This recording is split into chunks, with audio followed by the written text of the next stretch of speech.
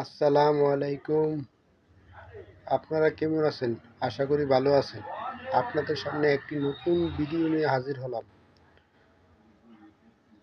সবাই ভিডিওটি দেখে কমেন্টে মন্তব্য করবেন। সম্প্রতি দেখেছেন যে বাংলাদেশ বিমান বাহিনী বেশ কিছু ফাইটার জেট কেনার জন্য চুক্তিতে সাইন করেছে, ইউরো ফাইটার, এবং পরবর্তীতে বোধহয় চায়না থেকে যে F-16 বা এরকম কিছু বিমান কেনার চিন্তা করছে। আমাদের যে ভূ রাজনীতি, আমাদের যে সামরিক বাহিনী, আমাদের যে বর্ডার ক্রাইসিস, এই জায়গাটা কি মানে আমাদের তো বৃহৎ জনগোষ্ঠী, এই জনগোষ্ঠীর মৌলিক চাহিদা পূরণ করাই কষ্টসাধ্য। সেই জায়গায় কি এটা আমাদের উচ্চাভিলাষী চিন্তা হয়ে যাচ্ছে না? না না, এটা অত্যন্ত প্র্যাকটিক্যাল চিন্তা। আমি কি ত্রিপুরা, আমি নাগাল্যান্ড, বাংলাদেশ কি পশ্চিমবঙ্গ? আমার তো নিজস্ব মানে সিকিউরিটি ফোর্সেস লাগবে, আমার রেগুলার আর্মি, নেভি, এয়ারফোর্স লাগবে। আজকে ত্রিপুরার রাজা যে আছে সে বলতে পারে যে তার বিমানের দরকার নেই, কারণ ভারতীয় বিমান বাহিনী, বায়ুসেনা তাকে হেল্প করবে। আমার কেন বিমান দরকার?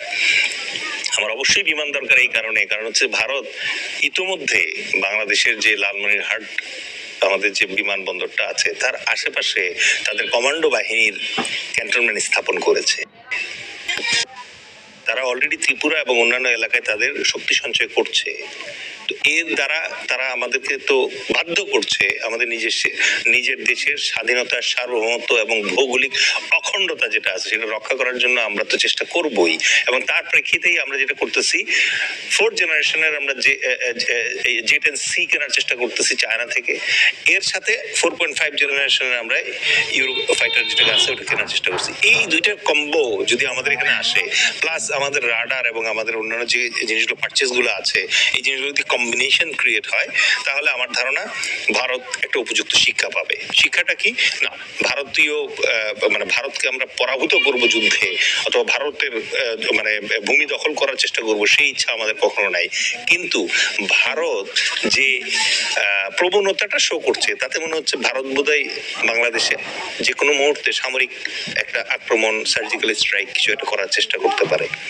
যদি ওরকম কিছু হয়, আর তখন যদি আপনার এই কম্বোটা থাকে, Eurofighter plus J-10C plus your submarine and radar and other things, AMS, then ওই ভারতের যে মনের বাসনাটা আছে এটা অনেক কমে যাবে, কারণ সে তখন জানে এই আগুনে হাত দিলে হাত পুড়বে, সুতরাং সে আগুনে হাত দিবে না। আর শুধু ভারতের কথা কেন বলছি, একসাথে মিয়ানমারও সিধা হয়ে যাবে।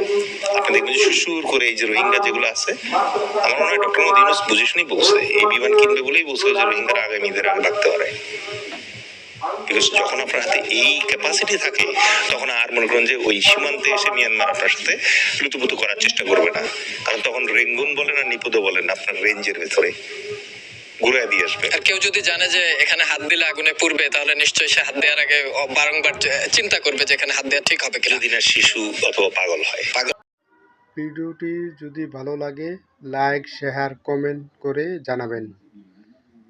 আর নতুন কোনো ভিডিও পেতে চ্যানেলটি সাবস্ক্রাইব করবেন। সবাই ভালো থাকবেন। আল্লাহ হাফেজ।